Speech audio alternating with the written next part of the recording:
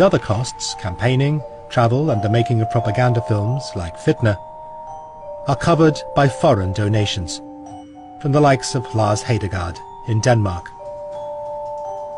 The money is paid into the bank account of the Foundation for Friends of the PVV. There's only one member on the board of this organization, Geert Wilders.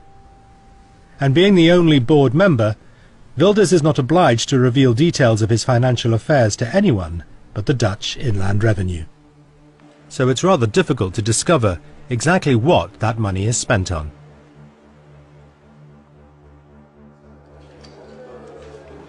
However, there's nothing to suggest that he has broken the oath sworn by all Dutch MPs to never accept financial inducements to promote the interests of others. Wilders. Van der Valk wanted to ask Wilders some questions about his financial backers. Meneer Wilders, u wilt vragen? Van Dijk moet je hebben. But Freedom Party MP Toon van Dijk didn't want to talk to him either.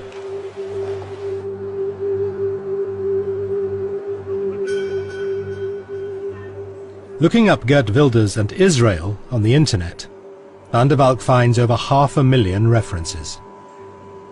In his early political career, Wilders was a member of the VVD's foreign desk and specialized in Israel. He would visit their embassy in The Hague on numerous occasions. Such was the regularity of these visits that they aroused suspicion. According to the widely read magazine Vrij Nederland, a high-ranking officer in the Dutch Foreign Affairs Department was also concerned that Wilders was constantly asking very detailed questions regarding relations with Israel. In the article, the employee states, "Even though we couldn't prove it, it was obvious that Wilders was being informed by the Israeli embassy." Wilders makes no secret of his great affection for Israel and its people. He has a Jewish grandmother. He married a Hungarian Jewish diplomat and spent time living and working in the Holy Land in his youth. Wilders has admirers in Israel, and he's had access to some of the country's leading politicians, even though his views put him well to the right of some of them. The main foreign policy commitments of his party also center on that country.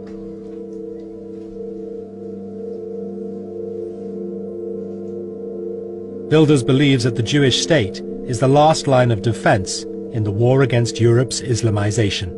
If Jerusalem falls, Athens and Rome are next, he epically predicts. In his party program, Wilders states that Jordan should become Palestine, a home for the 1 million Palestinians currently living in Israel. In December 2008, Wilders attended a conference in Jerusalem called Facing Jihad. We are here today to voice our concern of the growing Islamization of the West. We do it. Several members of his international network, such as Pamela Geller, are attending. But what we have to fear most is the creeping Islamization, the stealth jihad. Because every Islamic neighborhood is regarded by many Muslims as building blocks towards a larger goal. And that goal is domination. I think that he has taken and embraced the idea of modern Zionism. And he's using the platform of modern Zionism to espouse the same concepts about Muslims in the world and the Quran that the Jews cannot afford to say in Israel. But Mr. Wilders can do them a favor and do what? He can go outside of Israel with those same feelings, and then he can characterize, okay, the way that the Zionists characterize the Palestinians to legitimize their power. Mr. Wilders can characterize Islam in the same way, and this is what's taking place.